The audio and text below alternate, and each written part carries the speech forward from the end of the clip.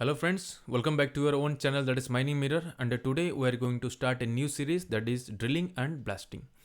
तो drilling and blasting बहुत vast है। ड्रिलिंग में क्या होता है, क्यों करते हैं ड्रिलिंग, हम लोग कहाँ पे करते हैं, कौन सा पैटर्न यूज़ करते हैं, कौन सा मशीन यूज़ करते हैं, किस तरह से सिलेक्शन करते हैं ड्रिलिंग मशीन, उसका सेफ्टी फीचर्स क्या होता है, एक्सप्लोसिव क्या होता है, ब्लास्टिंग डिजाइन क्या कैसे होता है, ब्लास्टिंग पैटर्न्स क्या यूज़ करते हैं, ब्लास्टिंग में कौन सा एडवांस लेवल तक हम लोग पहुँच चुके हैं, कौन सा सेक्शन में कौन सा सिचुएशन में कौन सा ब्लास्टिंग करना है। तो बहुत सारा चीज़ उसमें मिला हुआ है और सारा चीज़ को एक वीडियो में कवर करना थोड़ा सा मुश्किल है, इसलिए मैं कोशिश करूंगा कि 1 2 3 या 4 वीडियो में इसको कवर करने के लिए। तो ये वीडियो स्टार्ट करने से पहले मैं आपको बताना चाहूँगा कि बहुत सारा दोस्त मेरे को मैसेज करते हैं, इवन कमेंट्स भी करते हैं कि एमसीक्यूज प्रोवाइड कर दिया जाए, चाहे वो ड्रिलिंग ब्लास्टिंग के ऊपर हो चाहे वो दूसरा चैप्टर्स में हो। मैं बोलना चाहूँगा एमसीक्यूज आपको मिल ही जाएगा, आज नहीं तो कल आपको मिल ही जाएगा। तो हो सकता है आपके पास कुछ एमसीक्यूज हो पहले से या दूसरा कहीं से कलेक्ट किए होंगे या दूसरा बुक्स भी होगा, लेकिन फंडामेंटल भी क्लियर करना बहुत ज़रूरी है, थियोरेटिकली एटलीस्ट।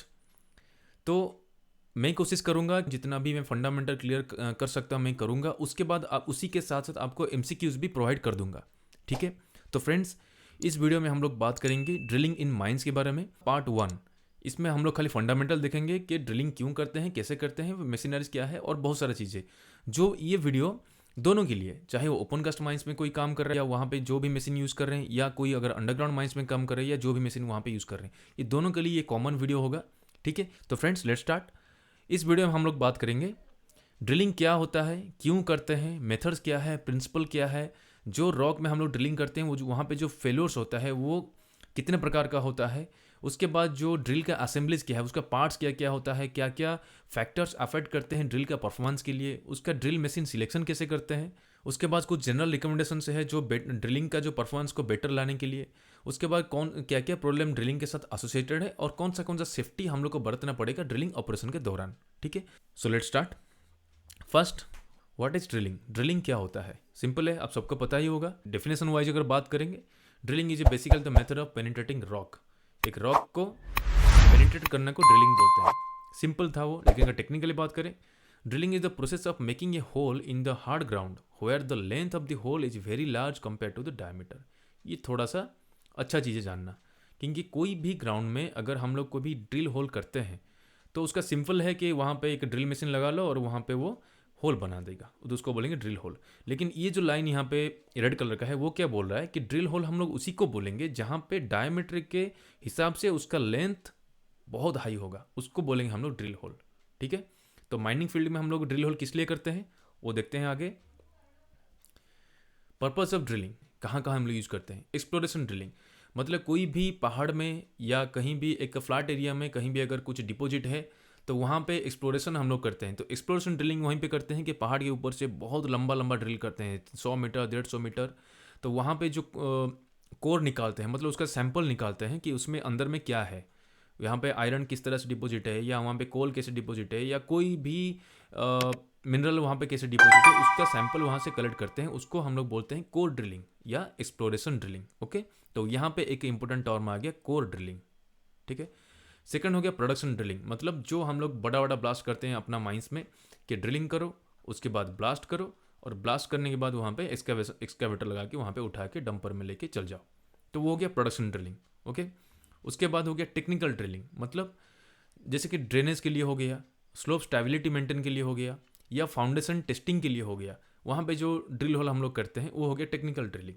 उसके बाद और क्या चीज़ के लिए हम लोग ड्रिलिंग करते हैं, एक हो गया जो ओल्ड वर्किंग से अंडरग्राउंड में, वहाँ पे गैस हो गया या वाटर को हो गया ड्रेन ऑफ करने के लिए भी हम लोग ड्रिल करते हैं। उसके बाद हो गया अंडरग्राउंड माइंस में इलेक्ट्रिकल केबल, सिग्नलिंग वायर और स्टोइंग पाइप्स और इवन द वाटर पाइप्स ऊपर से अंडरग्राउंड तक लेने के लिए भी हम लोग ड्रिल करते हैं।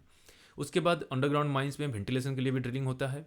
उसके बाद ड्रिलिंग हम लोग करते हैं रूफ बोल्टिंग के लिए और स्टिचिंग के लिए भी हम लोग यूज़ करते हैं। तो यहाँ से पता चलता है एक चीज़ कि ड्रिलिंग कितना इंपॉर्टेंट है एक माइंस के लिए, चाहे अंडरग्राउंड हो चाहे ओपन कास्ट हो। तो चलते हैं next. Why drilling is mostly required in mines.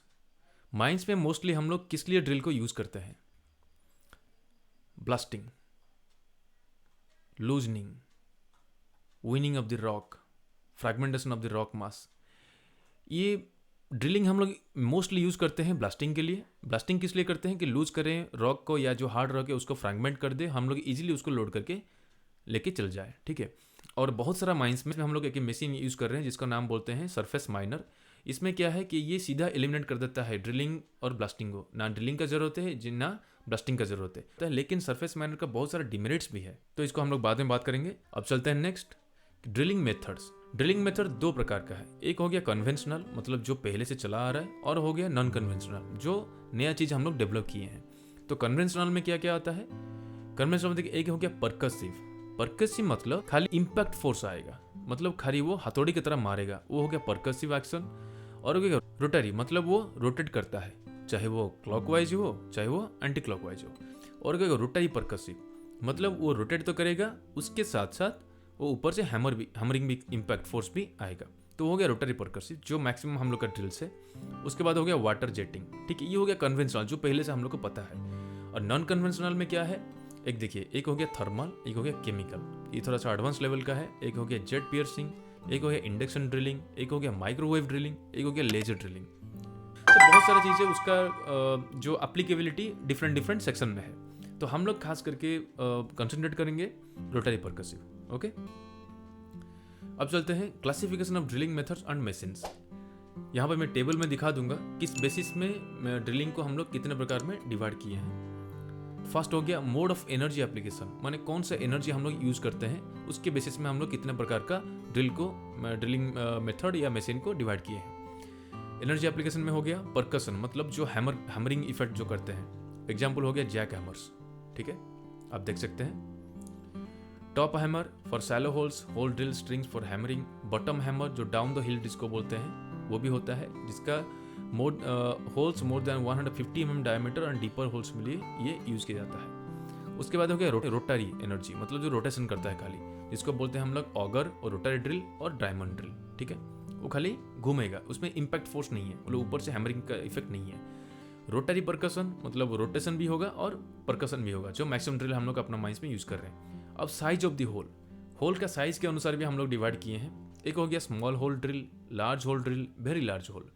Small hole हो गया 150 mm to 200, large hole 250 to 315 and very large हो गया 315 mm, माने more than 350 mm for dewatering holes. Okay, method of mounting, मतलब किस तरह से उसका माउंटिंग किया गया है। एक हो गया हैंड हेल्ड, मतलब हाथ में पकड़ के वो ड्रिलिंग करेंगे, जिसको बोलते हैं हम लोग जैकहमर, जिसे हम लोग देखे होंगे जैकहमर ड्रिल। और हो गया वागन माउंटेड, मतलब एक गाड़ी के ऊपर होगा, खास करके जैसे टायर माउंटेड जिसको बोलते हैं, वो हो गया वागन माउंटेड। वो हो गया यहाँ पे है typical hole size 63 to 150 mm। Crawler mounted, ये मैक्सिमम हम लोग का माइंस में यूज होता है, ठीक है, क्रॉलर माउंटेड। नेक्स्ट पेज में भी देख लेते हैं पावर के बेसिस में कैसे होता है। एक हो गया इलेक्ट्रिक ड्रिल, न्यूमेटिक मतलब हो गया ये एयर वाला, ठीक है, उसमें खाली एयर से हम लोग यूज करेंगे पावर। तो न्यूमेटिक ड्रिल हो गया, लेस कॉस्टली बस हाई नॉइज है। उसके बाद हाइड्रोलिक, जो अभी मैक्सिमम सारा का सारा माइंस में यूज किया जाता है, हाइड्रोलिक ड्रिल में भी डीजल और इलेक्ट्रिकली पावर्ड, और अंडरग्राउंड में देखिएगा मैक्सिमम इलेक्ट्रिकल पावर्ड है, और ओपन कास्ट में देखिएगा मैक्सिमम डीजल पावर्ड है। इलेक्ट्रिकल तो यूज होता ही है, लेकिन डीजल पावर्ड मैक्सिमम है, बहुत सारा माइंस में है। फ्लशिंग में एक हो गया ड्राई ड्रिलिंग, एक हो गया वेट ड्रिलिंग। फ्लशिंग मतलब जो हम लोग एयर फ्लस्ट, और एक हो गया वाटर फ्लस्ट। वाटर फ्लश करना अभी डीजीएमएस कंपलसरी कर दिया है, क्योंकि उसमें जो पोल्यूशन होता था एयर पोल्यूशन, उसको रोकने के लिए वो सर्कुलर निकाल दिया है।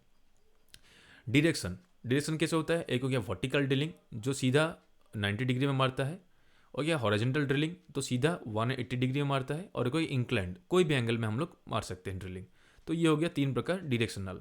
और एक हो गया on board facility, semi automatic, with automation, with measured while drilling MWD and automated drill monitoring ADM, without measured while drilling and remotely control.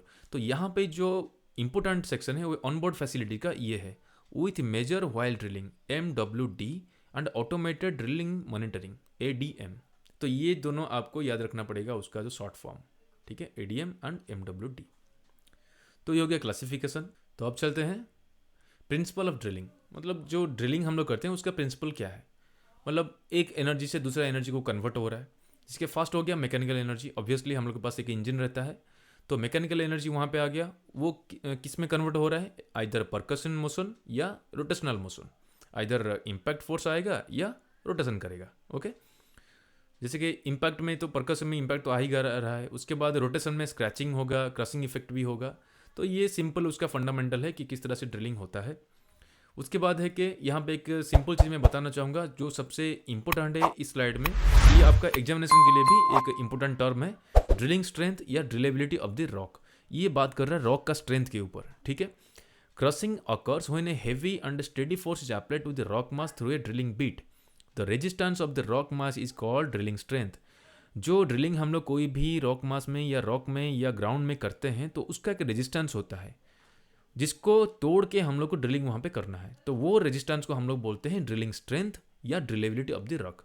अब चलते हैं rock penetration in percussive drilling operation. Percussive drilling operation में rock penetration कैसे होता है इसको दिखाना इसलिए ज़रूरी समझा कि यहाँ पे एक इंपॉर्टेंट वर्ड है जो सबको जानना जरूरी है, वो है ब्लो इंडेक्सिंग। तो ये ब्लो इंडेक्सिंग क्या होता है? In percussion drilling a chisel type और बटन टाइप बीट हैमर्स और blows the rock mass while turning the tool in between two successive blows called blow indexing. मतलब अगर एक ग्राउंड में परकशन ड्रिल या परकसिव ड्रिल वहाँ पे चल रहा है तो वो हैमरिंग इफेक्ट करता है, मतलब जो इम्पैक्ट करता है ग्राउंड को, तो खाली इम्पैक्ट करने से वहाँ पे होल नहीं होगा। इसलिए ये जो एंगल है, ये जिस एंगल से वो इम्पैक्ट कर रहा है फिर से जब ऊपर जाके फिर गिरता है उसी टाइम में वो थोड़ा सा रोटेट होता है। तो ये जो रोटेट होता है वो उसी के दौरान उसी के बीच में होता है। एक बार नीचे आया फिर ऊपर जाके जब इस पोजीशन में होता है उसी टाइम में थोड़ा सा वो टर्न कर देता है, तो थोड़ा सा दूसरा एंगल में वो हैमरिंग किया, उसी के बाद ही वो जो वहाँ पे टूटा होगा रॉक मास वो बाहर निकलता है। तो इस तरह से ही परकसिव ड्रिल काम करता है।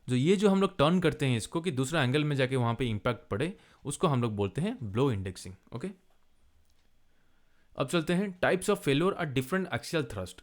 तो पहला चीज़ है कि ये एक्सियल थ्रस्ट हम लोग किसको बोलेंगे। एक्सियल थ्रस्ट हो गया सिंपल कि कोई भी ग्राउंड में, जैसे कि कोई भी यहाँ पे ड्रिल मशीन हम लोग लगाए हैं, वो ड्रिल मशीन का जो हैमर है या जो बीट है जो ड्रिलिंग करता है नीचे, उसमें जो प्रेशर हम लोग देते हैं कंट्रोल रूम से, वो जो थ्रस्ट, वो जो प्रेशर, उसको बोलेंगे हम लोग एक्सियल थ्रस्ट। ओके, तो चलते हैं कितने प्रकार का है। फर्स्ट हो गया अब्रसन फेल्योर। मतलब हो गया अब्रसन मतलब क्या है, जो घिसना। वो क्या होता है, जैसे कि हम लोग ग्राउंड में ड्रिल बिट लगाए हैं, स्टार्ट करता है, जैसे उसको ड्रिलिंग स्टार्ट करता है तो वो पहले वहाँ जो ऊपर का जो ग्राउंड है वो पहले फेल्योर होगा, तो वो पहले क्या ना फाइन्स टाइप का मेटेरियल निकलेगा, ठीक है। और ये जो फेल्योर होगा रॉक मास, उसको बोलेंगे हम लोग अब्रसन फेल्योर, ठीक है। नेक्स्ट हो गया फैटिग फेल्योर। मतलब जैसे ही आप स्टार्ट किए उसके बाद थोड़ा सा और प्रेशर दिए उसको, और थोड़ा सा प्रेशर बढ़ा दिए तो और थोड़ा सा अंदर जाने की कोशिश करेगा, उस टाइम में क्या होगा कि mixture of small chips and higher percentage of fines निकलेगा। मतलब चिप्स में निकलेगा, मतलब वो काट तो अंदर जा रहा है तो चिप्स तो निकलेगा, उसके बाद परसेंट जो फाइन्स निकलेगा वो थोड़ा सा परसेंटेज हाई होगा। उसके बाद हो गया चिपिंग आउट, मतलब उसके बाद ज़्यादा चिप्स निकलेगा और फाइन्स उसमें कम होगा। उसके बाद हो गया स्पेलिंग। ये इफेक्ट कब आता है, जब हम लोग का जो ड्रिल मशीन है वो एकदम सही प्रेशर में चल रहा है, उसी टाइम में पेनिट्रेशन बस सबसे हाईएस्ट होता है और चिप्स ही निकलता है। उसमें क्या ना जो फाइन्स का है, मतलब अंदर में ग्राइंडिंग नहीं होगा, खाली चिप्स निकलेगा, तो उसको इफेक्ट को बोलते हैं हम लोग स्पेलिंग। उसके बाद हो गया एक्सेसिव एक्सियल थ्रस्ट। अगर आप ज़्यादा प्रेशर दे दिए तो अंदर जाएगा, वहाँ पे हो सकता है वो ज़्यादा फास्ट भी आपका ड्रिलिंग हो जाए, लेकिन आपका जो बीट है वो ज़्यादा जल्दी वेयर होगा, ज़्यादा जल्दी वो घिस जाएगा या ख़त्म हो जाएगा। तो यहाँ पे 5 प्रकार का है, देख लीजिए। Abrasion failure, fatigue failure, chipping out, spalling and excessive. अब चलते हैं हम लोग rotary blast hole drill assembly. जो ड्रिल मशीन है उसका असेंबली से, ये इसमें मैं ज़्यादा फोकस नहीं करूँगा, इसमें क्या ना सबको ही जानता है, बहुत सारा उसमें पार्ट्स रहता है, खाली एक बार झांक लेते हैं उसको। देखिए पहले हो गया मास्ट, जो ऊपर हाइड होकर रहता है, जैसे आप देख सकते हैं ये हो गया मास्ट। और वहाँ पे जिसमें पाइप रहता है, जिसमें देखिए क्या क्या रहता है, रोटरी हेड रहता है, रॉड रहता है या pipes, rod pipe changer components, feed chain, ये सारा चीज़ रहता है मास्ट में। उसके बाद हो गया रॉड एंड पाइप चेंजर, मतलब जो रॉड चेंजर होता है, रोटरी हेड जो रोटेशन कराता है रॉड को या हैमर को। पुल डाउन मैकेनिज्म, जहाँ पे पुल डाउन मतलब क्या है कि नीचे खींचना, मतलब वो जहाँ से हम लोग प्रेशर देते हैं वो वाला मैकेनिज्म बोलते हैं। तो अप्लाई नेसेसरी, जो डाउनवर्ड जितना प्रेशर हम लोग जरूरत होते हैं वो प्रेशर हम लोग इसी के द्वारा ही हैमर में जाता है। उसके बाद हो गया एयर कंप्रेसर, हो गया जो कंप्रेस्ड एयर देता है, जिसको हम लोग जो कटिंग से उसको क्लीनिंग करने में यूज होता है। ड्रिल रॉड पाइप्स हो गया, हाइड्रोलिक सिस्टम्स हो गया। उसके बाद हो गया डस्ट डक्टिंग। ये डस्ट डक्टिंग क्या है, ड्रिल का रॉड है या जो हैमर है जहाँ पे वो ड्रिलिंग करता है ग्राउंड में, वो ड्रिल हैमर या ग्राउंड का जो बीच में जो गैप रहता है उसमें एक कवर हम लोग देते हैं, उसको बोलते हैं हम लोग डस्ट डक्टिंग, के बाहर ना जाए इजीली। उसके बाद डस्ट सप्रेसर, कि डस्ट जो जनरेट होता है ड्रिलिंग के द्वारा उसको सप्रेस कर देगा। जैसे वाटर भी हम लोग यूज़ करते हैं और इवन हम लोग डस्ट कलेक्टर भी रखे हैं। साइड में आप देख सकते हैं ये वाला पिक्चर में कि राइट साइड वाला जो आपको एक फनल टाइप का दिख रहा है और जिसको हम लोग बोलते हैं साइक्लोन। उसके बाद हो गया prime mover, drill frame, obviously drill frame, operators cabin. उसके बाद हो गया लेवलिंग जैक्स, ठीक है। अदर्स में बहुत सारा है, फुल टैंक है, हाइड्रोलिक टैंक है, केबल है, जो केबल मतलब जो इलेक्ट्रिक ड्रिल होता है उसमें केबल ड्रिल रहता है। तो ये हो गया टोटल उसका कंपोनेंट्स के बारे में। अब चलते हैं important technical terms related to drilling. Drilling के साथ जो टेक्निकल टर्म्स रिलेटेड है उसको एक बार देख लेते हैं, जो आपको कोई नहीं बताएगा। एक हो गया बेलिंग वेलोसिटी। ये बेलिंग वेलोसिटी किसको बोलते हैं? The velocity of air returning from the drill hole used for removing cuttings, ठीक है। सोचिए कि ये हो गया एक हम लोग का ड्रिल होल और उसमें जो हैमर है और यहाँ पे बीट होगा, तो ये ड्रिलिंग करते हुए अंदर जा रहे हैं। तो यहाँ से जो कटिंग्स निकलता है वो कटिंग्स तो बाहर निकालना ही है, नहीं तो ड्रिलिंग नहीं हो पाएगा। तो ये जो प्रेशर से हम लोग एयर को अंदर छोड़ते हैं वो कटिंग्स को बाहर निकलने के लिए, वो एयर जो रिटर्न होता है उसे कटिंग्स को क्लियर करते हुए, इसका जो वेलोसिटी है इसको बोलते हैं बेलिंग वेलोसिटी, ठीक है। तो ये किसके ऊपर डिपेंड करता है? कटिंग्स का वेट, होल का डेप्थ और amount of moisture in the hole. अगर मॉइस्चर ज़्यादा रहा तो इसका वेलोसिटी कम हो सकता है क्योंकि उसमें लोड ज़्यादा पड़ेगा, वो कटिंग्स को इजीली बाहर नहीं निकाल पाएगा। डेप्थ द होल, अगर होल ज़्यादा डेप्थ है तो भी उसका वेलोसिटी कम हो सकता है। अगर कटिंग्स का वेट जैसे फाइन्स, खाली कटिंग्स में खाली फाइन्स निकल रहा है तो ऑब्वियसली वो इजीली उसको वो उड़ा के लेके आ जाएगा, तो उसका वेलोसिटी थोड़ा सा हाई रहेगा। तो एक थंब रूल है यहाँ पे, मतलब थंब रूल मतलब क्या होता है कि यूनिवर्सली एक्सेप्टेड है। 5000 फीट पर मिनट और 1524 मीटर पर मिनट, ये उसका वेलोसिटी होना चाहिए, 1524 मीटर पर मिनट। तो फॉर्मूला है यहाँ पे एक छोटा सा, V V equal to A F by A. V V हो गया बेलिंग वेलोसिटी, ए एफ हो गया air feed in metre per minute and A हो गया area of annulus in square metre. मतलब एनुलस मतलब किसको बोलते हैं? ये हो गया ड्रिल होल और ये हो गया रॉड और जो हैमर का असेंबली, उसके बीच में एक गैप रहता है। तो ये जो गैप है, ये गैप को हम लोग बोलते हैं एनुलस। मतलब ड्रिल का जो रॉड है, रॉड का जो आउटर डायमीटर और जो ड्रिल का डायमीटर, इसको माइनस करने से जो डायमीटर आपको मिलेगा उसको बोलेंगे हम लोग एनुलस का डायमीटर। और एरिया अगर लेंगे तो पूरा का पूरा वो एनुलस एरिया ही बोलेंगे, ठीक है। अब चलते हैं सेकेंड टर्म, वो हो गया क्वांटिटी ऑफ एयर रिक्वायर्ड। कितना क्वांटिटी ऑफ एयर हम लोग को चाहिए वो कटिंग्स को क्लीन करने के लिए। तो कितना क्वांटिटी ऑफ एयर हम लोग को चाहिए वो बेलिंग वेलोसिटी को अचीव करने के लिए, ठीक है। तो इसका एक सिंपल फार्मूला है, Q equal to pi D H square minus D P square into V divide by 4 into 10⁻⁶। तो यहाँ पे Q हो गया air quantity in the annular space in metre cube per minute. मतलब फिर से हम लोग बताएंगे, जो यहाँ पे ड्रिल होल है और यहाँ पे जो ड्रिल रॉड और हैमर है उसके बीच में जो एरिया आता है इसको हम लोग बोलते हैं एनुलर स्पेस। डी एच हो गया होल का जो डायमीटर है, ये जो बड़ा वाला है यहाँ से लेके यहाँ तक, ठीक है। ये हो गया होल का डायमीटर और आउटर डायमीटर रॉड का जो डायमीटर है ये हो गया डी पी, ठीक है। ये हो गया डी पी और ये हो गया डी एच। ओके, वी हो गया जो bailing velocity, V air velocity in annular space in metre per minute, ठीक है। तो ये हो गया कैलकुलेशन, ये हो गया क्वांटिटी ऑफ एयर रिक्वायर्ड। अब चलते हैं थर्ड, एयर प्रेशर। ये सबसे इंपॉर्टेंट है और इसी को ही हम लोग प्रैक्टिकल में जानते हैं। वहाँ पे जो हम लोग का कंप्रेसर रहता है वो एयर को कंप्रेस करता है, तो वहाँ पे प्रेशर बनता है। वो प्रेशर कितना होना चाहिए एक ड्रिलिंग ऑपरेशन को करने के लिए? In DTS, down the hole drill, the penetration rate is directly proportional to the air pressure. मतलब अगर एयर प्रेशर जितना अच्छा रहा वहाँ पे पेनिट्रेशन रेट, मतलब उतना जल्दी हम लोग रॉक मास को ड्रिलिंग हम लोग इजीली कर सकते हैं, क्योंकि उसमें कटिंग्स जो होता है वो एक भी नीचे नहीं रुकेगा, पूरा का पूरा वो बाहर आ जाएगा, तो बहुत जल्दी हम लोग पेनिट्रेट कर सकते हैं। तो कॉमनली जो हम लोग यूज़ करते हैं माइंस में, उसमें जो प्रेशर यूज होता है वो होता है 7.5 kg पर सेंटीमीटर स्क्वायर टू 12 kg पर सेंटीमीटर स्क्वायर, ठीक है। ये उसका हम लोग मेंटेन करते हैं। अब चलते हैं factors affecting drilling performance. Drilling का जो परफॉर्मेंस है, मतलब अच्छा ड्रिलिंग कर रहा है कि बुरा ड्रिलिंग कर रहा है कि स्लो है कि स्पीड है, वो किसके ऊपर डिपेंड करता है। एक हो गया ड्रिल में क्या क्या फैक्टर्स है? ड्रिल पावर, ड्रिल थ्रस्ट मतलब जो प्रेशर हम लोग देते हैं रॉड पे, ड्रिल का टॉर्क हो गया, ड्रिल का रोटरी स्पीड कितना है, ब्लो एनर्जी मतलब एयर का, और ब्लो फ्रीक्वेंसी, कितने फ्रीक्वेंसी में हम लोग ब्लो कर रहे हैं। रॉड में अगर एसोसिएटेड है, रॉड मटेरियल, रॉड किस मटेरियल से बना है, रॉड का डायमेंशन कैसा है, रॉड का ज्योमेट्री कैसा है। बीट में अगर देखेंगे तो बीट का डायमीटर कितना है, बीट ज्योमेट्री, बीट का मटेरियल कौन सा यूज़ किया गया है। सर्कुलेशन फ्लूइड, मतलब जो हैमर के अंदर जो फ्लूइड है वो यूज़ होता है ना वहाँ पे उसका लुब्रिकेशन करने के लिए। फ्लूइड का फ्लो रेट है, फ्लूइड प्रॉपर्टीज़ हो गया। ड्रिल होल स्पेसिफिकेशन, कितना स्पेसिफिकेशन मतलब कितना साइज़ का हम लोग को ड्रिल चाहिए, कितना डेप्थ चाहिए, कितना इंक्लिनेशन चाहिए, उसके ऊपर भी ड्रिलिंग का परफॉर्मेंस डिपेंड करता है। रॉक प्रॉपर्टीज़, तो रॉक प्रॉपर्टीज़ में क्या क्या है, ड्रिलिंग स्ट्रेंथ। ड्रिलिंग स्ट्रेंथ क्या है, हम बताया था आपको कि जो ग्राउंड का जो रेजिस्टेंस है रॉक का, उसको बोलते हैं drilling strength. The drilling strength of rock, porosity मतलब कितना उसमें गैप है, मॉइस्चर कंटेंट कितना है, डेंसिटी कितना है, हार्डनेस क्या है, कंप्रेसिव स्ट्रेंथ क्या है। जियोलॉजिकल कंडीशन में क्या क्या है, structural bedding, fracture, fold, faults, joints, rock mass composition. Operational variables में क्या क्या है, लेबर क्वालिटी, माने कितना स्किल्ड है आपका लेबर, उसके ऊपर भी डिपेंड करता है।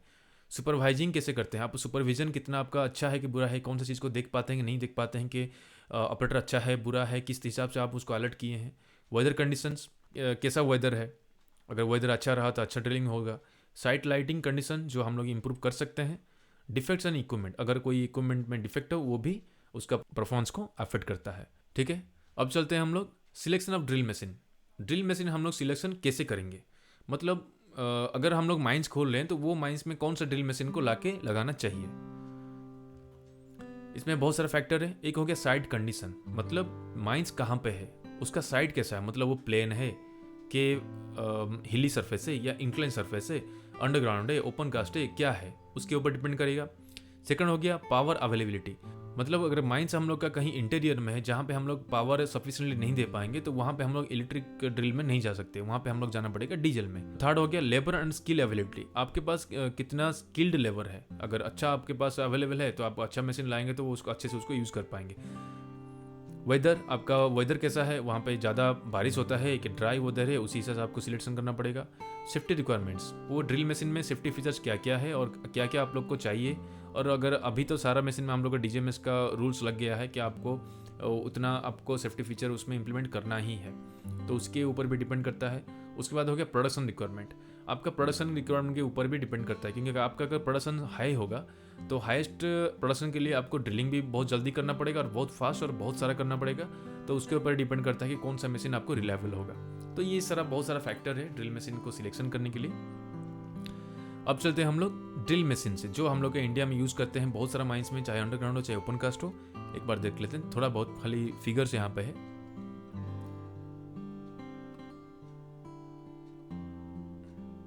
ये देख सकते हैं, ये अंडरग्राउंड का जंबो ड्रिल्स है।